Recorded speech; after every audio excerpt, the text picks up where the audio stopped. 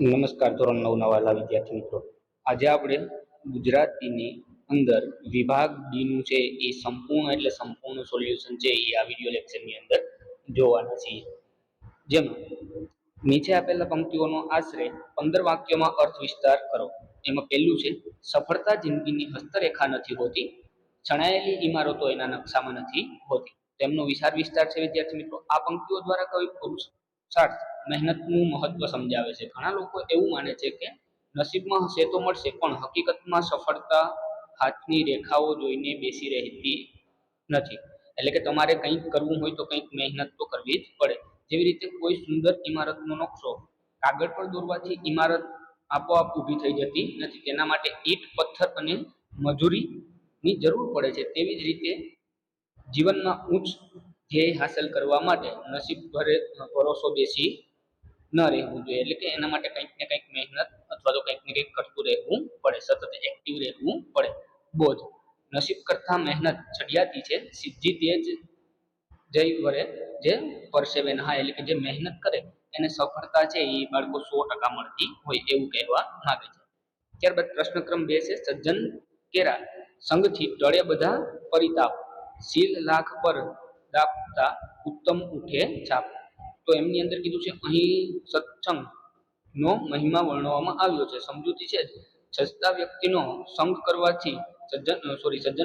સંગ કરવાથી મનમાં તમામ દુઃખો અને સંતાપો દૂર થાય છે. જેવી રીતે ગરમ કરેલી લાખ પર સિક્કો એટલે કે સીલ મારવાની તેના પર સુંદર છાપ ઉઠી આવે છે, તેમ સજ્જન પ્રભાવી આપનું ચરિત્ર પણ તેજસ્વી બનાવે છે. એટલે કે સારા માણસનો સંગ કરો તો તમારું જીવન છે એ આપોઆપ બદલી જતું હોય છે એવું કહેવા માંગે છે. બોધ છે, માણસ જેવો સંગ કરે તેવો જ તે બને છે, માટે હંમેશા સજ્જન વ્યક્તિની મિત્રતા રાખવી જોઈએ. એટલે કે મિત્રતા એવા વ્યક્તિને કરવી જોઈએ કે જે ખરેખર સારા હોય, સજ્જન હોય, એમની જ મિત્રતા કરવી જોઈએ.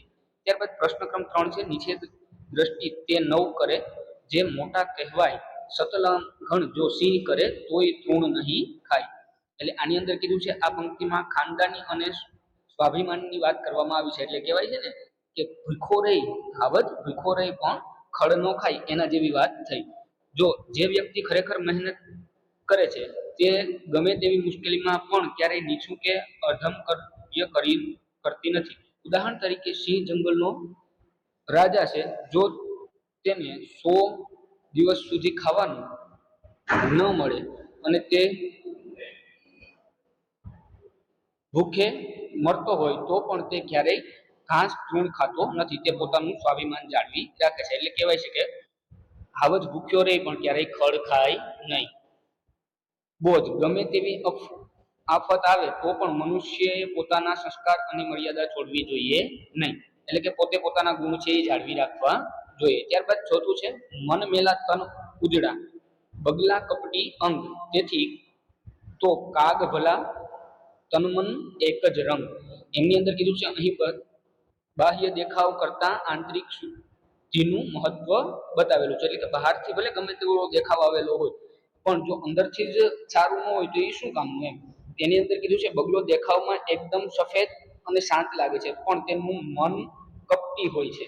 તે માછલી પકડવા માટે ધ્યાન ધરે છે. તેથી સરખામણીમાં કાગડો વધારે સારો છે, કારણ કે તે બહારથી કાળો છે અને અંદરથી પણ તેવો જ છે. તેનામાં કઈ દભ કે દેખાડો નથી. એટલે કે બહારથી ભલે ગમે તેવું દેખાતું હોય પણ અંદરથી પણ કેવું છે એ જોવું પડે. ત્યારબાદ એનો બોધ છે કે જે લોકો અંદરથી ખરાબ હોય અને બહારથી સારા હોય, ઢોંગ કરે છે, તેમના કરતા સ્પષ્ટ વક્તા અને પ્રામાણિકતા વ્યક્તિઓ વધુ સારા. એટલે કે દેખાડવાનું બીજું, કહેવાનું બીજું અને કરવાનું બીજું, એના કરતા તો મોઢે કેવું સારું એના જેવું થયું. ત્યારબાદ પ્રશ્ન 5 છે, વિસ્તાર આપેલો છે અને એમાં કીધું છે, દુર્જન દીઠા મહાલતા સંત સુડીએ જાય, દેવ બન્યા શું અંધ કે અવળો તોડ ન્યાય. તો એમનો અર્થ થાય છે, આ પંક્તિમાં કવિ સમાજની વિષમ પરિસ્થિતિ પર કટાક્ષ કરે છે. ઘણીવાર જોવા મળે છે કે ખરાબ માણસો એટલે કે દુર્જન સુખ સાહેબીમાં મહાલતા હોય છે, જ્યારે સજ્જન માણસો સંતને મુસીબતો કે દુઃખ સહન કરવા પડે છે. આ જોઈને પ્રશ્ન થાય છે કે શું ભગવાન અંધ થઈ ગયા હશે કે તેમને ન્યાય ખોટો હશે. એટલે કે જે માણસ સારો છે એને જ દુઃખ આપે છે? વાસ્તવમાં આ પંક્તિમાં માનવીય દ્રષ્ટિકોણ રજૂ કરેલ છે. આપણે ઉપર છલું લાગે કે પાછી સુખી છે, પણ તેને પાયાનું ફળ તેનું મોડું કે વહેલું ચોક્કસ મળે છે. સંત પુરુષો કષ્ટ વીઠે પણ સત્ય માર્ગે ચાલે છે, જે આપણે તેમને આત્મ શાંતિ આપે છે. ઈશ્વરનો ન્યાય ક્યારેય ખોટો હોતો નથી, પણ તે કર્મના સિદ્ધાંત પર ચાલે છે. એટલે ઈશ્વર જે કરે છે એ ખરેખર સારા માટે જ કરતા હોય. એમની અંદર બોધ છે, પરિસ્થિતિ ગમે તેટલી વિપરીત હોય પણ ક્યારેય અનિયમિતતાનો માર્ગ ન પકડવો જોઈએ. અંતે તો સત્યનો જ વિજય થતો હોય. ત્યારબાદ એના પછીનો વિસ્તાર છે, આવ નહીં આદર નહીં, નહીં નહીં નો માને, તે ઘર કદી ન જઈએ ભલે કંચન વર્ષે બે. તો આની અંદર કહેવાનું આખો વિસ્તાર તમને અહીંયા લખીને આપેલો છે, પણ તમને હું ટૂંકમાં કહી દઉં. આવ નહીં આદર નહીં, નહીં નહીં નો માને, તે ઘર કદી ન જઈએ ભલે કંચન વર્ષે મેં. એટલે કે જ્યાં તમને આવકારો ન મળતો હોય, જ્યાં તમારું માન સન્માન ન જળવાતું હોય, એ ઘરે પછી ભલે સોનાનો વરસાદ થતો હોય પણ ત્યાં ક્યારેય જવું જોઈએ નહીં. તમારે વિડીયો પોસ્ટ કરીને એમનો સ્ક્રીનશોટ લઈ લેવાનો છે. ત્યારબાદ એના પછીનો વિસ્તાર છે, મિત્રો એવો શોધવો ઢાલ છરીકો હોય, સુખમાં પાછળ પડી રહે દુઃખમાં આગળ હોય. એમનું પણ અહીંયા આપેલું છે, બોધ સાથે આપેલું છે. તમને તમારે એમનો સ્ક્રીનશોટ લઈ લેવાનો છે. તમને ટૂંકમાં કહી દઉં, મિત્રો એવો હોવો જોઈએ કે સુખમાં નહીં આગળ, પણ દુઃખમાં તમારી આગળ થવો જોઈએ. સુખમાં તો ભલે પાછળ રહેતો હોય, સુખમાં ભલે એ કઈ કામમાં આવતું, પણ તમને જયારે મુશ્કેલીનો સમય હોય ત્યારે એ ખરેખર તમારી સાથે ઉભો રહેતો હોવો જોઈએ. એના પછી વિસ્તાર છે, પુરુષાર્થ વિના પ્રબળતા પાંગડું છે. એની અંદર કીધું, મહેનત કર્યા વગર નસીબ ક્યારેય સાથ આપતું નથી. એટલે એની અંદર કહેવા એવું માંગે છે કે તમારે કંઈક મેળવવું હોય, કંઈક હાસિલ કરવું હોય, તો એના માટે સતત ને સતત મહેનત કરતી રહેવી પડે. ત્યારબાદ અહેવાલ લેખન કરો અથવા તો પત્ર લેખન કરો. એમાં પેલું છે, શાળાના વિદ્યાર્થીઓ બોર્ડના પ્રથમ ક્રમમાં આવતા સન્માન સમારોહનો અહેવાલ છે. તો એની અંદર શીર્ષક છે, ગૌરવ બનતો સન્માન સમારોહ.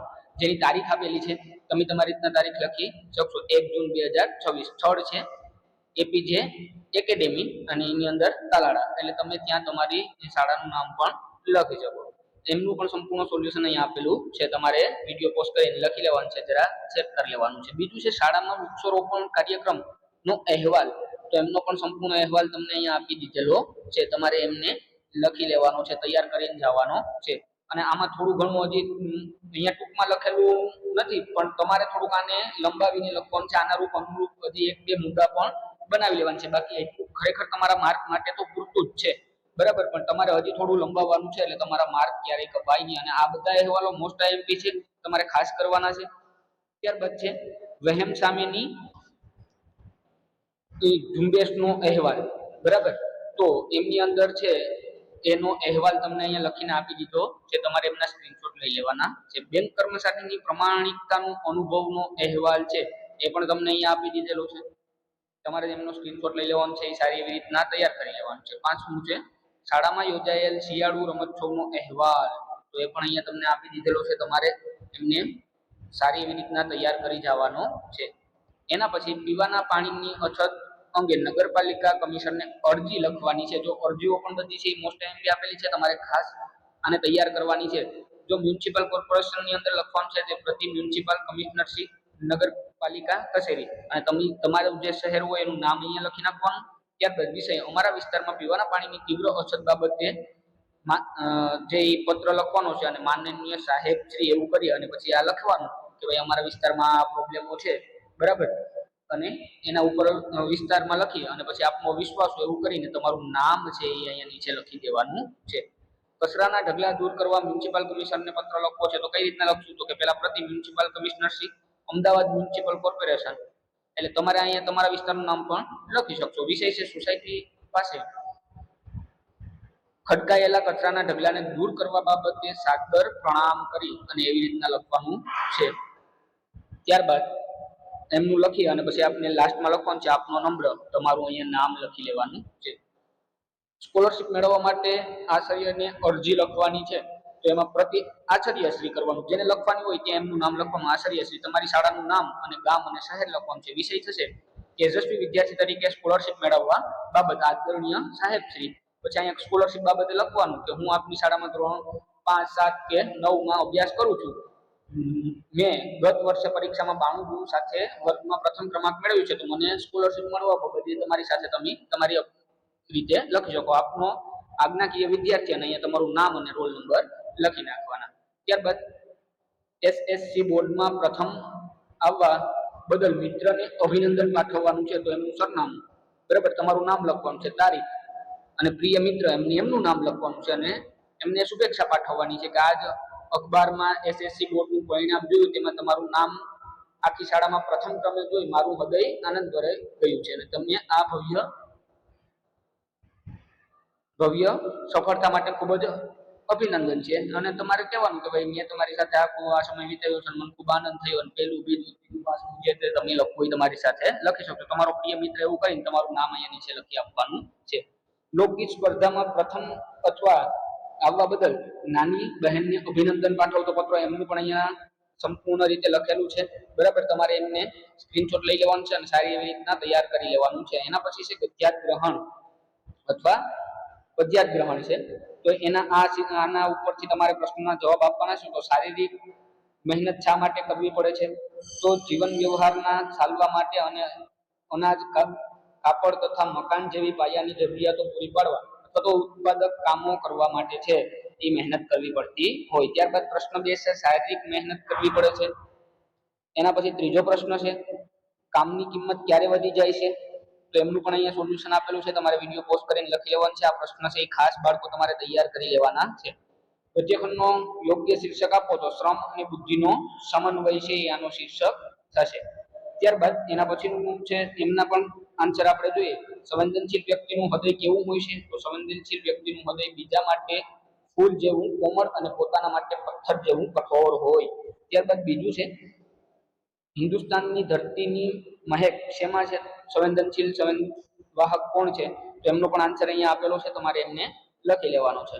ત્યારબાદ ચલચિત્રમાં સંવેદના જગાડવાની શક્તિ શેમાં છે? તો ચલચિત્રમાં સંવેદના જગાડવાની શક્તિ તેના અભિનય અને સંવાદોમાં રહેલી છે. ગદ્યખંડનું યોગ્ય શીર્ષક તો માનવ સંવેદનાનું અમૃત એવો થશે. ત્યારબાદ એના પછી છે એમના સોલ્યુશન જોઈએ. ભારતનો માર્ગ, એમના પ્રશ્નનો જે ભારત દેશનો માર્ગ કઈ કઈ બાબતમાં મોકળો બન્યો? તો મજબૂત રૂપિયા સમક્ષ અર્થતંત્ર અને ટેકનોલોજીના પીઠબળોના કારણે ભારતનો માર્ગ છે કેવો બન્યો? મોકળો બન્યો. એના પછી આપણામાં શું ખૂટે છે? તો આપણામાં આત્મવિશ્વાસ અને હું આ કરી શકું છું એવી ભાવનાઓ ખૂટે છે. ત્યારબાદ ત્રીજો પ્રશ્ન છે 100 ભારતીયોમાં જોશ ખીલે તો તેનું કેવું પરિણામ આવે? તો જો ભારતીયોમાં જોશ ખીલે તો ભારત જગતનો સુપર પાવર દેશ બની શકે. ગદ્યનું યોગ્ય શીર્ષક છે જાગૃત ભારત સુપર પાવર તરફ. એના પછી છે સમડીની મૂડી, એમના પ્રશ્નનું સોલ્યુશન જોઈએ. પહેલું છે કઈ વ્યક્તિને સંતોષ અને સફળતા મળે છે? જે વ્યક્તિ સમયને કરકસરથી અને યોજનાપૂર્વક વાપરે છે તેને સંતોષ અને સફળતા મળે છે. બીજું છે થાક અને નિષ્ફળતાનો અનુભવ કોને થાય છે? તો જે વ્યક્તિ સમયને આડેધડ વેડફી નાખે છે તેને થાક અને નિષ્ફળતા મળે છે. ત્રીજું છે કઈ વ્યક્તિ પાસે સમય અને શક્તિ જમા થાય છે? જે માણસ પોતાના સમયની મહત્તમ બચત કરે છે તેની પાસે સમય અને શક્તિ બંને જમા થાય છે. ગદ્યખંડનું યોગ્ય શીર્ષક છે સમયનું મૂલ્ય. પછી પદ્ય ગ્રહણ છે જેની અંદર છે આનું ધ્યાન આપી અને એમના આન્સર આપવાના છે. તો પહેલું કીધું છે કવિ ફરવા આવવા માટે ક્યું પ્રયોજન કહે છે? કવિ કહે છે કે તેમનું કોઈ કામ કરવાનું પ્રયોજન નથી, તેઓ માત્ર ફરવા જ આવ્યા છે. બીજું છે કવિ ફરતા ફરતા શું કરવા આવ્યા છે? તો કવિ સુખના ડગલા ભરવા સપનામાં સરવા અને પ્રેમનું ગીત ગાવા આવ્યા છે. ત્યારબાદ કવિ ફરતા ફરતા શું જોયું? કવિએ રસ્તા પરની મીઠી હવા અને નવા નવા ચહેરાઓ જોયા. ત્યારબાદ કાવ્યનું યોગ્ય શીર્ષક છે આનંદનો પ્રવાસી. એના પછીનું છે એમનું સોલ્યુશન જોઈએ. તો માં કોના પાણી પાવાની સૂચના આપે છે? તો એમનો આન્સર અહીંયા આપેલો છે. વિદ્યાર્થી મિત્રો તમારે જરાક જોઈ લેવાનું છે. માં કેવા તુલસી દળ લેવાનું કહે છે? એમનો પણ આન્સર અહીંયા આપેલો છે, તમારે એને જોઈ લેવાનું છે. એના પછી માં કઈ રીતે એમના પિતાના મુખમાં તુલસીનું પર્ણ મૂકે છે? તો એમનો આન્સર પણ અહીંયા આપેલો છે. અને લાસ્ટમાં કાવ્યનું યોગ્ય શીર્ષક તો અંતિમ શ્રદ્ધાંજલિ અથવા તુલસી દળ. ત્યારબાદ એના પછીના પ્રશ્નોના સોલ્યુશન જોઈએ. અસ્ત થયા રવિ એટલે કે સૂર્ય કોને 100 પ્રશ્ન પૂછે છે? આ બધા જ પ્રશ્નોના સોલ્યુશન અહીંયા આપેલા છે, તમારે એમના સ્ક્રીનશોટ છે એ વિદ્યાર્થી મિત્રો લઈ લેવાના છે. ત્યારબાદ મને રજા મળી